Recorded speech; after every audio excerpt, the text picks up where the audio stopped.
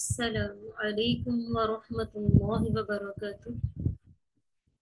الحمد للہ والصلاة والسلام علی رسول اللہ۔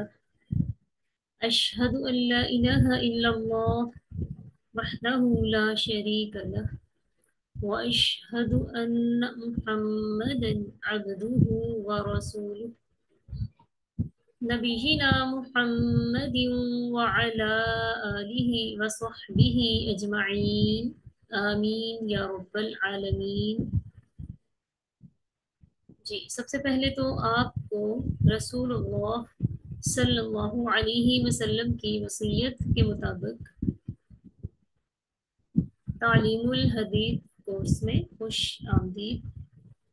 میں ہوں آپ کے ساتھ محب الدین والشریعہ کالج سے آپ کی بہن بریرہ عطا۔ اللہ تعالیٰ سے دعا ہے اللہ تعالیٰ ہمیں اس کلاس کا بطور خاص حدیث کا فہم حاصل کرنے کی توفیق عطا فرمائے، آمین یا رب العالمین۔ جیسا کہ آپ جانتے ہیں ہم حدیث کی کتاب بلوغ المرام من ادلۃ الاحکام پڑھ رہے ہیں۔ اس میں ہم کتاب الجامع میں باب البر والصلۃ پڑھ رہے ہیں۔ آج ہم سبق نمبر 4 پڑھیں گے کتاب الجامع کا۔ تو آئیے دیکھتے ہیں کہ آج کے سبق میں ہمارے لیے کیا ہدایات ہیں۔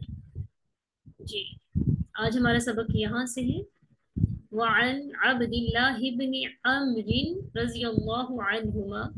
یہاں پر دیکھیے عبد اللہ بن عمرو، یہ جو لفظ ہے نا عمر، ہم بے دہانی میں اس لفظ کو بھی عمر بول دیتے ہیں، جبکہ جو لفظ عمر ہے نا اس میں یہ واو نہیں آتی، ٹھیک ہے؟ جب یہ واو آئے تو یہ لفظ ہوتا ہے عمر۔ عن النبی صلی اللہ علیہ وسلم قال رضا اللہ فی رضا الوالدین وسخط اللہ فی سخط الوالدین۔ کیا معنی مفہوم ہے؟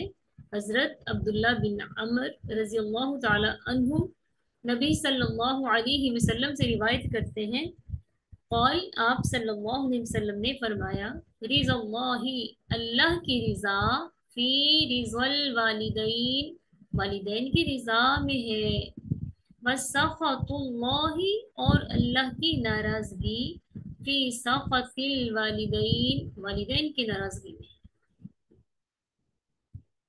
اب کیا معنی مفہوم ہے اس حدیث کا؟ اس حدیث سے ہمیں معلوم ہوا کہ والدین کو راضی کرنا فرض ہے اور انہیں ناراض کرنا حرام ہے، کیونکہ ان کی رضا میں اللہ کی رضا شامل ہے اور ان کی ناراضگی میں اللہ کی ناراضگی ہے۔ اللہ تعالیٰ نے قرآن مجید میں جہاں اپنے حق کا ذکر کیا وہیں پر والدین کا حق بھی بتایا ہے۔ اللہ تعالیٰ نے سورہ لقمان آیت نمبر 14 میں بتایا، انشکر لی ولوالدیک، کیا فرمایا کہ میرا اور اپنے ماں باپ کا شکر ادا کرو۔ اسی طرح اللہ تعالیٰ نے سورۃ الاسراء آیت نمبر 23 یعنی 23، اس میں اللہ تعالیٰ کیا فرما رہے ہیں، وَقَضَىٰ رَبُّكَ أَلَّا تَعْبُدُوا إِلَّا إِيَّاهُ وَبِالْوَالِدَيْنِ إِحْسَانًا، یعنی اور تیرے رب نے حکم دیا کہ اس کے علاوہ کسی کی عبادت نہ کرو اور ماں باپ کے ساتھ احسان کرو۔ اسی طرح والدین کے ساتھ حسن سلوک فرض ہے، اس بارے میں بہت ساری احادیث بھی ہیں، جیسا کہ چند ایک احادیث کے ذریعے ہم دیکھتے ہیں کہ رسول اللہ صلی اللہ علیہ وسلم نے فرمایا، اس شخص کی ناک خاک آلود ہو جائے، پھر اس کی ناک خاک آلود ہو، پھر اس کی ناک خاک آلود ہو، جس نے اپنے ماں باپ دونوں کو یا ایک کو بڑھاپے میں پایا پھر جنت میں داخل نہ ہوا۔ کیا مطلب؟ یعنی وہ زندہ ہے وہ شخص اور اس کے ماں باپ بوڑھے ہیں یا دونوں میں سے کوئی ایک ہے، بوڑھے ہو چکے ہیں لیکن اس نے ان کی خدمت نہیں کی، ان کی خدمت کر کے جنت نہیں حاصل کی، تو آپ نے فرمایا کہ ایسے شخص کی ناک خاک آلود ہو جائے۔ اسی طرح حضرت عبداللہ بن مسعود فرماتے ہیں کہ میں نے رسول اللہ صلی اللہ علیہ وسلم سے پوچھا اللہ تعالیٰ کو کون سا عمل سب سے زیادہ محبوب ہے؟ تو آپ نے فرمایا الصلاۃ لوقتها، نماز اس کے وقت پر۔ پھر انہوں نے پوچھا کہ پھر کون سا عمل؟ تو آپ نے فرمایا بر الوالدین، والدین سے حسن سلوک۔ پھر انہوں نے پوچھا پھر کون سا عمل؟ تو آپ نے فرمایا الجہاد فی سبیل اللہ، اللہ کے راستے میں جہاد کرنا۔ اسی طرح حضرت ابو بکر رضی اللہ تعالیٰ عنہ سے روایت ہے کہ رسول اللہ صلی اللہ علیہ وسلم نے فرمایا کیا میں تمہیں اکبر الکبائر نہ بتاؤں، یعنی بڑے بڑے گناہوں میں سے بڑا گناہ۔ آپ نے 3 دفعہ فرمایا۔ تو حضرت ابو بکر رضی اللہ تعالیٰ عنہ کہتے ہیں کہ ہم نے عرض کیا کیوں نہیں یا رسول اللہ؟ تو آپ نے ارشاد فرمایا الاشراک باللہ وعقوق الوالدین، اللہ کے ساتھ شریک ٹھہرانا اور والدین کو ستانا، ان کی نافرمانی کرنا۔ یہ کہتے ہیں نا کہ گناہوں میں سے سب سے بڑا گناہ شرک ہے، اللہ کے ساتھ شرک ہے۔ تو جہاں شرک کو سب سے بڑا گناہ کہا گیا ہے، وہیں پر والدین کی نافرمانی کو سب سے بڑا گناہ کہا گیا ہے۔ اس لیے والدین کا حکم ماننا یہ فرض ہے۔ البتہ والدین کا حکم صرف اسی وقت مانا جائے گا، صرف وہی حکم مانا جائے گا جو اللہ تعالیٰ کے حکم کے خلاف نہ ہو۔ اگر والدین کوئی ایسا کام کرنے کا کہیں جس سے اللہ کی نافرمانی ہوتی ہو تو پھر والدین کا حکم بھی نہیں ماننا۔ یعنی اللہ تعالیٰ نے جس کام سے منع کیا ہے، اگر والدین ایسا کام کرنے کا کہیں پھر ہم ان کی بات نہیں مانیں گے، کیونکہ حضرت علی رضی اللہ تعالیٰ عنہ سے روایت ہے کہ رسول اللہ صلی اللہ علیہ وسلم نے فرمایا کہ لا طاعت فی معصیت انما الطاعت فی معروف، یعنی اللہ کی نافرمانی میں کسی کی اطاعت نہیں، اطاعت صرف معروف میں ہے۔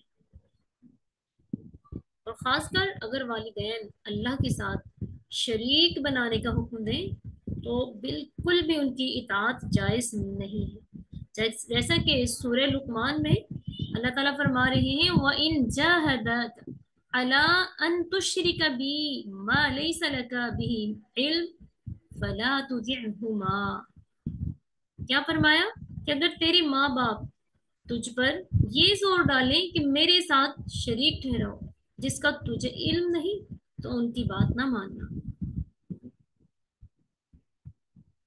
اسی طرح جب کسی معصیت کا ارتکاب ہوتا ہو یا کوئی ایسی چیز چھوڑنی پڑے جو فرض عین ہے، یعنی اگر والدین کے حکم ماننے سے کوئی گناہ ہوتا ہے یا کوئی ایسا کام چھوڑنا پڑتا ہے جو اللہ تعالیٰ نے بندے پر فرض کیا ہے، تو پھر والدین کی بات نہیں مانی جائے گی۔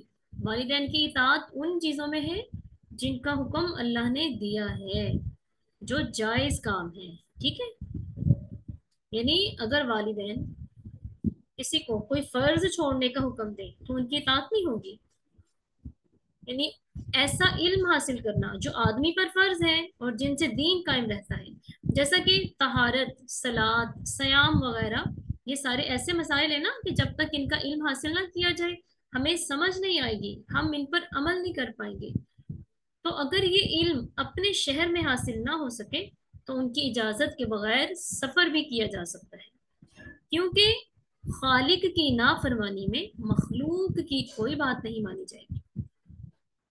اسی طرح کفار کے ساتھ لڑنے کی تربیت، کفار کے ساتھ لڑنے کی تربیت حاصل کرنا اور اسی طرح لڑائی کی تیاری کرنا بھی فرض ہے، کیونکہ جنگ کی تیاری نہ کرنا یہ منافقین کا کام ہے۔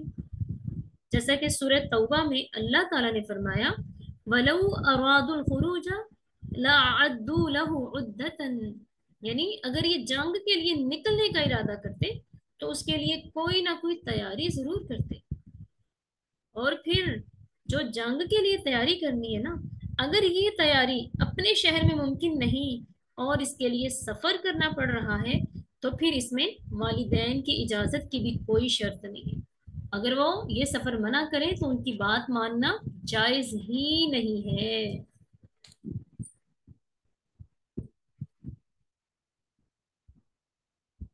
جب جہاد فرض ہو جاتا ہے نا، جب جہاد فرض ہو جاتا ہے تب والدین کی بات بالکل بھی نہیں مانی جا سکتی،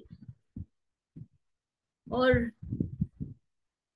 کیونکہ اس کے بارے میں اللہ تعالیٰ نے فرمایا کہ جب جہاد ہر بندے پہ فرض ہو جائے اس وقت ایسا نہ ہو کہ آپ کے ماں باپ آپ کو روکیں تو آپ جہاد کے لیے نہ نکلیں، تو ایسے میں اللہ کے عذاب کا خطرہ ہے۔ سورۃ توبہ آیت نمبر 24 دیکھیے، اس میں اللہ تعالیٰ کیا فرما رہے ہیں، قل ان كان آباؤكم وابناؤكم واخوانكم وازواجكم وعشيرتكم واموال اقترفتموها وتجارة تخشون كسادها ومساكن ترضونها احب اليكم من الله ورسوله وجهاد في سبيله فتربصوا حتى يأتي الله بأمره والله لا يهدي القوم الفاسقين۔ کیا فرما رہے اللہ تعالیٰ کہ نبی کہہ دیجئے، اگر تمہارے باپ، تمہارے بیٹے، تمہارے بھائی، تمہاری بیویاں، تمہاری خاندان، تمہارے مال جو تم نے کمائے ہیں، اور وہ کاروبار جس کے بند ہو جانے سے تم ڈرتے ہو، اور وہ تمہاری رہائش گاہیں جنہیں تم پسند کرتے ہو، تمہیں اللہ اور اس کے رسول سے اور اس کی راہ میں جہاد کرنے سے زیادہ محبوب ہے، تو پھر انتظار کرو یہاں تک کہ اللہ تعالیٰ اپنا حکم لے آئے۔ یہاں پر حکم سے مراد عذاب ہے، اور اللہ تعالیٰ نافرمان لوگوں کو ہدایت نہیں دیتا۔ تو پھر ہمیں یہ دیکھنا پڑے گا کہ جہاد کن صورتوں میں فرض ہوتا ہے۔ نمبر 1، جب دشمن مسلمانوں کی سرزمین پر قبضہ کر لیں یا وہاں حملہ کریں تو اس وقت بچاؤ کرنا یہ ہر کسی پہ فرض ہو جاتا ہے۔ اسی طرح اگر ایک لشکر تیار ہو رہا ہے نا، ایک لشکر تیار ہو رہا ہے، جنگ کی تیاری ہو رہی ہے، تو پھر وہ لشکر کا جو امیر ہے وہ لشکر میں سے کسی خاص بندے کو کہہ دے کہ تم نے جہاد کے لیے جانا ہے، تو پھر اس پر فرض ہو جاتا ہے۔ اسی طرح جب کوئی شخص میدان جنگ میں پہلے سے موجود ہے لیکن ابھی وہاں جنگ نہیں لگی ہوئی نا، لیکن وہ شخص اس میدان میں موجود ہے اور پھر بعد میں وہاں جنگ چھڑ جائے تو اس بندے پر جہاد کرنا فرض ہو جاتا ہے۔ سورہ انفال آیت نمبر 15 میں اللہ تعالیٰ فرماتے ہیں، یا ایہا الذین آمنوا اذا لقیتم الذین کفروا زحفا فلا تولوہم الادبار، کہ اے لوگوں جو ایمان لائے ہو، جب تم ان لوگوں سے لڑائی کی مٹبھیر میں ملو جو کافر ہیں تو پھر پیٹھ مت پھیرو، یعنی جب تم ایسی جگہ پر موجود ہو جہاں جنگ کھڑی ہو جائے تو پھر تم پر فرض ہے کہ تم لڑو۔ پھر ایسی صورت میں ماں باپ سے نہیں پوچھا جائے گا، کیونکہ ایسی صورت میں اللہ کا حکم سب سے آگے ہوگا۔ تو پھر اس طرح والدین کو بھی چاہیے کہ اگر اللہ تعالیٰ نے ان کے اتنے حقوق رکھے ہیں نا تو ان کو بھی تھوڑا حوصلے سے کام لینا ہوگا۔ اب وہ اس بات میں نہ آئے کہ بھئی بچوں پہ تو فرض ہو گیا ہماری بات ماننا، اب ہم ان کو جو مرضی منواتے رہیں، ایسا بھی نہ کیجیے۔ اپنی اولاد کو اپنے ہی ہاتھوں گناہگار نہ کیجیے، مل بیٹھ کے مشورے سے صلاح سے کام کیجیے، تاکہ نہ تو آپ کو اولاد کی طرف سے دکھ ملے اور نہ اولاد آپ کی طرف سے کچھ ایسا محسوس کرے کہ والدین میرے ساتھ زیادتی کر رہے ہیں۔ اور اگر ہم اپنے بچوں پر بے جا تھوپنا شروع کریں گے یہی سوچ کے کہ بھئی ہماری بات ماننا تو ان پہ فرض ہے، ان کو اب ماننی پڑے گی، نہیں مانیں گے تو پھر دیکھیے اگر آپ کا بچہ آپ کی وجہ سے ہی جہنم میں چلا جائے تو پھر آپ کس قسم کے والد ہیں نا؟ تو اپنے گھر کا ماحول بہترین بنائیے حکمت عملی کے ذریعے۔ آئیے آگے بڑھتے ہیں۔ وعن انس رضی اللہ تعالی عنہ عن النبی صلی اللہ علیہ وسلم قال والذي نفسي بيده لا يؤمن عبد حتى يحب لجاره أو لأخيه ما يحب لنفسه عن النبي وعن انس، حضرت انس رضی اللہ تعالی عنہ کہتے ہیں عن النبی صلی اللہ علیہ وسلم قال، نبی صلی اللہ علیہ وسلم نے فرمایا، والذی نفسی بیدہ، والذی نفسی، اور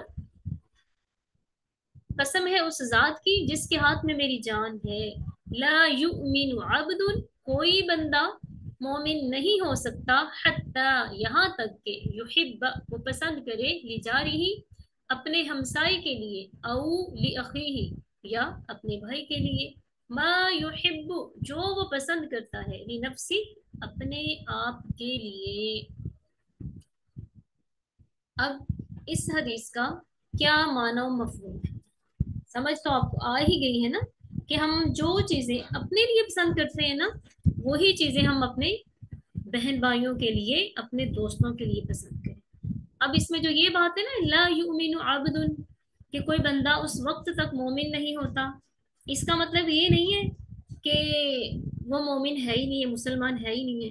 یہ جیسے بندہ ایک ڈانٹ کے طور پہ کہہ دیتا ہے نا، جیسے ہم کسی کے بارے میں بات کرتے ہیں کہ فلاں شخص تو انسان ہی نہیں ہے، لیکن کسی کی برائیاں دیکھ کے، کسی کی وہ شدت پسندی دیکھ کر، کسی کو بے حس دیکھ کر ہم بول دیتے ہیں نا کہ فلاں تو انسان ہی نہیں ہے، لیکن اس کا مطلب یہ تو نہیں ہے نا کہ وہ انسان رہتا نہیں ہے تو وہ انسان ہی ہے، لیکن انسانیت کے درجے سے نیچے ہے۔ ایسے ہی ایمان، یہ بھی گھٹتا بڑھتا رہتا ہے، ٹھیک ہے؟ تو یہ کہا جا سکتا ہے کہ ایسے بندے کا ایمان مکمل نہیں ہوتا۔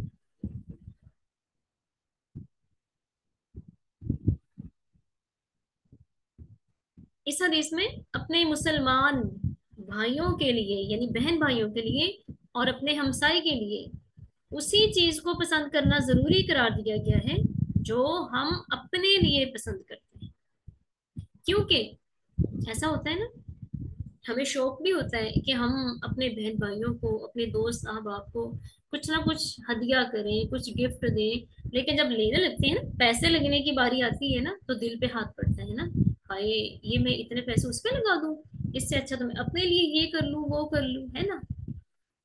وہ کیا ہوتا ہے کہ ہمارے دلوں میں نا اپنے بہن بھائیوں کے لیے، اپنے ساتھیوں کے لیے ایسی محبت ہوتی نہیں ہے جیسی محبت ہم خود سے کر رہے ہوتے ہیں۔ اگر ہمیں واقعی ہی ان سے ایسی ہی محبت ہو نا، پھر کوئی تکلیف نہیں ہوتی۔ ہم یہی سوچ لیں کہ چلو جیسی نعمت مجھے ملی ہوئی ہے، جیسا اللہ کا فضل مجھ پر ہے، میرے بھائی پر بھی ہو جائے، یہ نعمت میرے بھائی کے لیے بھی ہو جائے، میرے بھائی کو بھی یہ نعمت مل جائے، اس پر بھی اللہ کا فضل ہو جائے، تو پھر یہ چیزیں مشکل نہیں رہتی۔ اور یہ چیز ہر کسی کو حاصل نہیں ہوتی، یہ سوچ، یہ ہمت، یہ سکت ہر کسی کو حاصل نہیں ہوتی۔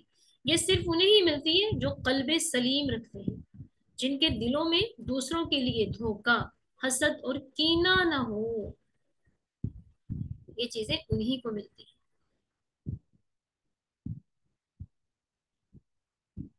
اس لیے اگر ہم یہ چاہتے ہیں کہ ہمارا ایمان کم نہ ہو، اس میں زیادتی ہو، کمی نہ ہو، تو پھر ہمیں آپ صلی اللہ علیہ وسلم کی یہ چھوٹی چھوٹی باتوں پر عمل کرنا چاہیے، ٹھیک ہے جی؟ وعن ابن مسعود رضی اللہ تعالی عنہ قال سألت رسول اللہ صلی اللہ علیہ وسلم أي الذنب أعظم قال أن تجعل لله ندا وهو خلقك قلت ثم أي قال ثم أن تقتل ولدك خشية أن يأكل معك قلت ثم أي قال ثم أن تزاني حليلة جارك۔ تو یہ دیکھتے ہیں کہ اس حدیث کا کیا معنی و مفہوم ہے۔ حضرت عبداللہ بن مسعود، ان ابن مسعود، ابن مسعود سے مراد ہے عبداللہ بن مسعود، ٹھیک ہے؟ ابن کا معنی ہوتا ہے بیٹا، مسعود ایک صحابی کا نام ہے، ٹھیک ہے؟ تو ابن مسعود سے مراد مسعود رضی اللہ تعالیٰ عنہ کے بیٹے ہیں جن کا نام ہے عبداللہ۔ عبداللہ بن مسعود رضی اللہ تعالیٰ عنہ کہتے ہیں سألت رسول اللہ، میں نے رسول اللہ صلی اللہ علیہ وسلم سے پوچھا، ایو ذنب اعظم، کہ گناہوں میں سے سب سے بڑا گناہ کون سا ہے؟ تو آپ نے کیا فرمایا؟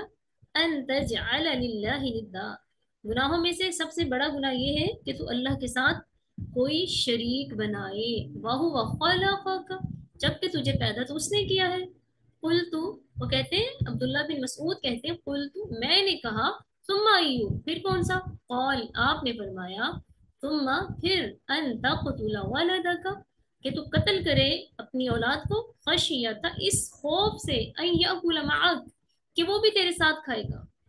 قلت، میں نے کہا، یعنی عبداللہ بن مسعود کہہ رہے ہیں پھر میں نے کہا، ثم ایو، پھر کون سا گناہ، قال، آپ نے فرمایا، ثم ان تزانی حلیلۃ جاری، پھر یہ کہ تو زنا کرے اپنے ہمسائے کی بیوی کے ساتھ.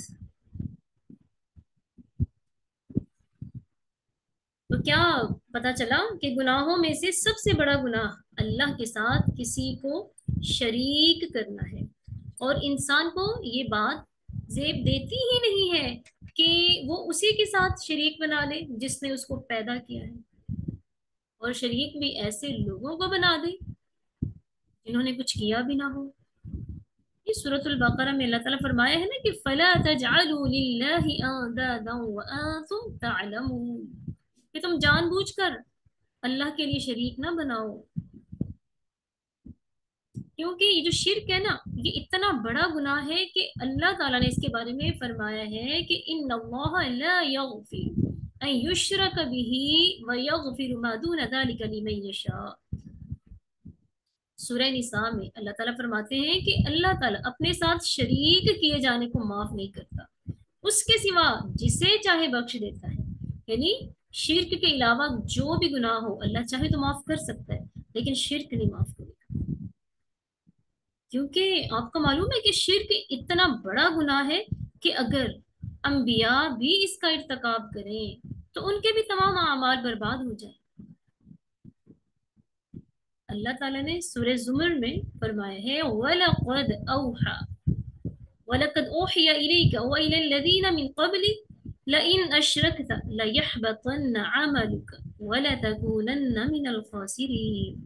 دیکھیں اللہ تعالیٰ نے نبیوں کو بھی کہہ دیا، کیا کہا، اور یقیناً آپ کی طرف وحی کی گئی اور ان لوگوں کی طرف بھی جو آپ سے پہلے تھے کہ اگر تو نے شرک کیا تو تیرا عمل بھی ضرور ہی ضائع ہو جائے گا اور تو خسارہ پانے والوں میں سے ہو جائے گا. یعنی اگر نبی بھی شرک کریں تو نبیوں کے عمل بھی سارے ضائع ہو جائیں گے. دیکھ لیں پھر کتنا بڑا گناہ ہے. پھر اسی طرح شرک کے بعد کون سا گناہ، ان تقتل ولدک خشیۃ ان یاکل معک. تو شرک کے بعد بلا وجہ قتل کرنا اور پھر اس کے بعد زنا کرنا یہ گناہ کبیرہ ہے. اللہ تعالیٰ نے سورۃ الفرقان میں فرمایا ہے نا کہ والذین لا يدعون مع اللہ الہا آخر ولا يقتلون النفس التي حرم اللہ الا بالحق ولا يزنون. کیا فرمایا اللہ تعالیٰ نے کہ جو لوگ اللہ کے ساتھ کسی دوسرے کو معبود پکاریں اور سوری میں آیت دوبارہ پڑھتی ہوں والذین لا يدعون مع اللہ الہا آخر، کہ جو لوگ اللہ کے ساتھ کسی کو معبود نہیں پکارتے. پھر ہے ولا يقتلون النفس التي حرم اللہ الا بالحق ولا يزنون، اور نہ ہی اس جان کو قتل کرتے ہیں جسے اللہ تعالیٰ نے حرام کیا ہے مگر حق کے ساتھ. یعنی کچھ وجوہات ہیں جس بنا پر اللہ تعالیٰ نے قتل کی اجازت رکھی ہے لیکن وہ عام بندے کے لیے نہیں ہے. وہ جب معاملے عدالت میں جاتے ہیں تو عدالت کو حق کی حاصل ہے، ٹھیک ہے، جیسے قتل کے بدلے قتل ہے. اسی طرح اگر کوئی مسلمان ہے پھر وہ اسلام کو چھوڑ دے کوئی اور مذہب اختیار کر لے اس کو قتل کرنا ہے، ٹھیک ہے. تو اس طرح 3-4 باتوں پہ قتل جائز ہے لیکن عام بندے کے لیے نہیں، ٹھیک ہے. اسی طرح اور جو زنا نہیں کرتے، یعنی جو بلا وجہ کا قتل ہے نا یہ اس وقت اس میں قباحت بہت زیادہ بڑھ جاتی ہے جب کوئی شخص اپنے ہی بچے کو قتل کرتے، اور قتل بھی کیوں کرے کہ وہ اس کے ساتھ کھائے گا اور وہ اللہ کے وعدے پر یقین بھی نہ کرے. हालांकि रिस्क का वादा अल्लाह ताला ने किया है ना, कि अल्लाह ताला जब अगर किसी मखलूक को दुनिया में भेजता है तो उसका रिस्क भी भेजता है। अल्लाह ताला ने सूरतुल इसरा में फरमाया है ना कि वला तक़तुलू औलादकुम खशियत इमलाक नहनु नरज़ुकुहुम व इय्याकुम, कि जब अल्लाह ने वादा ही कर लिया कि उसे भी हम देते हैं तुम्हें भी हम देते हैं, तो फिर तुम क्यों इस बात से डरते हो कि वो तुम्हारे साथ खाएगा या वो तुम्हारे हिस्से का खाएगा, या तुम्हें ही उसके लिए कुछ करना पड़ेगा। अल्लाह ताला कहते हैं कि अपनी औलाद को फकीरी के डर से कत्ल मत करो, हम उन्हें भी हम ही देते हैं तो तुम्हें भी हम देते हैं। तो इस तरह एक तो ये नाहक कत्ल है, दूसरा अपनी ही औलाद का कत्ल, तीसरा कता रहमी इसमें आ जाती है, चौथा अल्लाह के वादे की तकजीब है ये, हम अल्लाह के वादे को झुटला रहे हैं, है ना, तवक्कुल नहीं कर रहे ना, अल्लाह की बात नहीं मान रहे, हमें अल्लाह की बात में यकीन ही नहीं आ रहा कि अगर अल्लाह ने मेरा रिस्क लिखा है तो फिर मेरे बच्चे का भी लिखा है, जब अल्लाह ने कह दिया है। लेकिन फिर भी औलाद को कत्ल करें तो इसका मतलब है हम अल्लाह की बात का इनकार कर रहे हैं और अल्लाह पर हम बदगुमानी कर रहे हैं। इसी तरह जिना के मतलब अल्लाह ताला फरमा रहे हैं कि वला तक़रबुज़्ज़िना इन्नहु कान फ़ाहिशा व साअ सबीला, और जिना के करीब न जाओ, यकीनन वो बेहयाई और बुरा रास्ता है। और ये जना की कबाहत उस वक्त और ज्यादा बढ़ जाती है जब कोई शख्स अपने हमसाये की बीवी से जिना करे। वो क्यों? क्योंकि हमसाये का हक तो ये है ना कि उसके साथ एहसान किया जाए, उसकी जान उसकी इज्जत और आबरू की हिफाजत की जाए। लेकिन जब इसके उलट हो जाए कि हमसाया ही अपने हमसाये की इज्जत बर्बाद कर दे, उसकी बीवी को खामद के खिलाफ अपनी तरफ माइल करे, उसका घर उजाड़ दे, तो ये जिना के साथ कितने सारे जुर्म मिल जाते हैं ना, इस वजह से ये बहुत बड़ा गुनाह बन जाता है। तो यहाँ पर मैं हलीला तजारिक, अपने हमसाये की बीवी, तो ये हलीला हमसाये की बीवी को कहते हैं, ठीक है, इसलिए कि वो अपने खामद के लिए हलाल होती है। यहाँ पर मकसद ये है कि वो अपने खामद के लिए हलाल है, तुम्हारे लिए हलाल नहीं है, इसलिए तुम ये काम नहीं कर सकते। अल्लाह ताला से दुआ है अल्लाह ताला हमें इन अहादीस पर सही मानों में अमल करने की तौफीक अता फरमाए, आमीन। आज के सबक की आखिरी हदीस सुन लीजिए। वअन अब्दुल्लाह इब्न अम्र इब्न अल-आस रज़ियल्लाहु तआला अन्हुमा अन्न रसूलुल्लाह सल्लल्लाहु अलैहि वसल्लम क़ाल मिनल कबाइरि शत्मुर रजुलि वालिदैहि, क़ील वहल यसुब्बु रजुलु वालिदैहि, क़ाल नअम यसुब्बु अबर रजुलि फयसुब्बु अबाहु व यसुब्बु उम्महु फयसुब्बु उम्मह। क्या माना मफहूम है? हजरत अब्दुल्ला बिन अम्र बिन आस रजी अल्लाह तआला अन्हुमा वो रिवायत करते हैं, अन्ना रसूलुल्लाह सल्लल्लाहु अलैहि वसल्लम क़ाल, अन्ना बेशक रसूलुल्लाह सल्लल्लाहु अलैहि वसल्लम ने फरमाया, मिनल कबाइरी बड़े गुनाहों में से, शत्मुर रजुली शत्म गाली देना, और रजुली आदमी का, वालिदैहि अपने वालिदैन को। पीला आपसे कहा गया, फहल यसुब्बु रजुल वालिदैहि, क्या आदमी अपने वालिदैन को भी गाली देता है?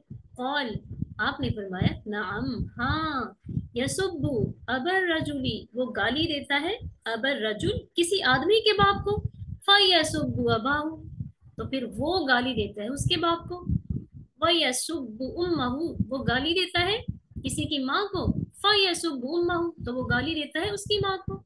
ऐसा होता है ना, जब लोग आपस में लड़ते हैं तो क्या होता है, एक दूसरे को तानो तशनी कर रहे होते हैं, फिर जब एक दूसरे के वालिदैन पे आप पहुंच जाते हैं, एक बंदा दूसरे के माँ बाप को गाली देता है तो जरूर दूसरा भी देता है ना। इसलिए इसका मतलब है कि उसने किसी के वालिदैन को नहीं, अपने वालिदैन को गाली दी है।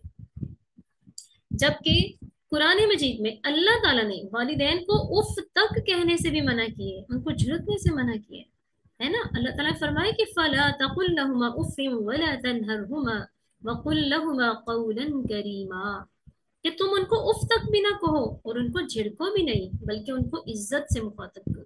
और फिर गाली देना तो बहुत दूर की बात है। तो फिर اگر کوئی ایک بندہ کسی بندے کو اس کے ماں باپ کی گالی دے تو ضروری تو نہیں ہے کہ جواب میں وہ بھی گالی دے، لیکن دے بھی تو سکتا ہے نا۔ اس لیے بچنا چاہیے کہ والدین کو اگرچہ گالی نہ دے اور نہ ہی تکلیف دے، مگر ایسا کام بھی نہ کرے جس کا نتیجہ یہ ہو کہ کوئی انہیں گالی دے یا کسی کی وجہ سے انہیں تکلیف پہنچے، ایسا کام بھی نہیں کرے۔ اسی طرح اس سے یہ بات بھی پتہ چلتی ہے کہ ایسا کام جس کے کرنے میں یہ خطرہ ہو کہ کوئی شخص گناہ میں مبتلا ہو جائے گا تو وہ کام بھی ناجائز ہے۔ جیسے اگر ہم اسی حدیث کو دیکھ لیں کہ کسی کے والدین کو گالی دینے سے خطرہ ہے نا کہ وہ بھی اس کے والدین کو گالی دے گا، بے شک یہ ضروری نہیں ہے لیکن ہو سکتا ہے کہ وہ دے دے، تو پھر اپنے والدین کو گالی جائے گی نا، وہ بھی ہماری وجہ سے، تو ہمیں یہ نہیں کرنا، کیونکہ اللہ تعالیٰ نے فرمایا ہے وَلَا تَسُبُّوا الَّذِينَ يَدْعُونَ مِن دُونِ اللَّهِ فَيَسُبُّوا اللَّهَ عَدْوًا بِغَيْرِ عِلْمٍ۔ دیکھ لیں اللہ تعالیٰ کہہ رہے ہیں کہ جنہیں یہ لوگ اللہ کے سوا پکارتے ہیں نا، تم ان کو بھی گالی نہ دینا، نہیں تو وہ بغیر جاننے ضد میں آ کر اللہ کو ہی گالیاں دینے لگ جائیں گے۔ ایسا ہی ہوگا نا، اگر ہم کسی کے معبود کو برا بلا کہیں گے، ظاہر ہے وہ نہیں برداشت کریں گے نا، تو وہ ہمارے معبود کو بھی برا بلا کہیں۔ تو دیکھیں اللہ تعالیٰ نے قرآن پاک میں لوگوں کے جھوٹے معبودوں کو بھی گالی دینے سے منع کیا، تو پھر اللہ کی جو عظیم مخلوق ہے، اشرف المخلوقات میں سے ہے، اس کو کیسے گالی دی جا سکتی ہے؟ لیکن اس بات میں ایک چیز کا دھیان رکھنا ہے کہ لوگوں کے گناہ میں مبتلا ہونے کے خطرے سے صرف ہم وہ کام چھوڑ سکتے ہیں جو ضروری نہ ہو، یعنی ابھی میں نے آپ کو بتایا نا کہ وہ کام جائز نہیں ہے جس وجہ سے دوسرے لوگ گناہ میں مبتلا ہو جائیں، لیکن وہ کام ہے جو ضروری نہ ہو۔ یعنی اگر فرض کی ادائیگی سے کوئی شخص گناہ میں مبتلا ہوتا ہے تو پھر اس کی پرواہ نہیں کی جائے گی، پھر ایسا نہ ہو کہ ہم اپنے فرائض چھوڑ دیں۔ مطلب یہ کہ اگر ہم کسی کو نماز کی تلقین کریں، نماز کے بارے میں کہیں کہ بھئی آپ نماز پڑھیں، ہم مسلمان ہیں، نماز ہم پر فرض ہے، وہ اٹھ کے ہمیں گالی دینا شروع کر دے، برا بھلا کہنا شروع کر دے، ہم سے لڑائی جھگڑا شروع کر دے، تو اس کا مطلب یہ نہیں کہ نہ ہم نماز کی تلقین نہیں کریں گے، ہم نماز کی دعوت نہیں دیں گے، اس سے دوسرا بندہ گناہ گار ہو رہا ہے، نہیں، یہ کام تو ہم نے کرنا ہے۔ ہم صرف وہ کام چھوڑ سکتے ہیں جو ضروری نہ ہو، لیکن جو فرض ہے وہ ہم نے کرنا ہی کرنا ہے۔ ٹھیک ہے، تو مجھے امید ہے کہ آج کے سبق سے ہمیں کافی کچھ سیکھنے کو ملا ہوگا، مجھے تو ملا ہے الحمدللہ بہت کچھ۔ اللہ تعالیٰ سے دعا ہے اللہ تعالیٰ ہمیں جو ہم سنتے ہیں سناتے ہیں اس پر صحیح معنوں میں عمل کرنے کی توفیق عطا فرمائے، آمین۔ وآخر دعوانا ان الحمد للہ رب العالمین، سبحانک اللہم وبحمدک، نشہد ان لا الہ الا انت، نستغفرک ونتوب الیک۔ السلام علیکم ورحمۃ اللہ وبرکاتہ۔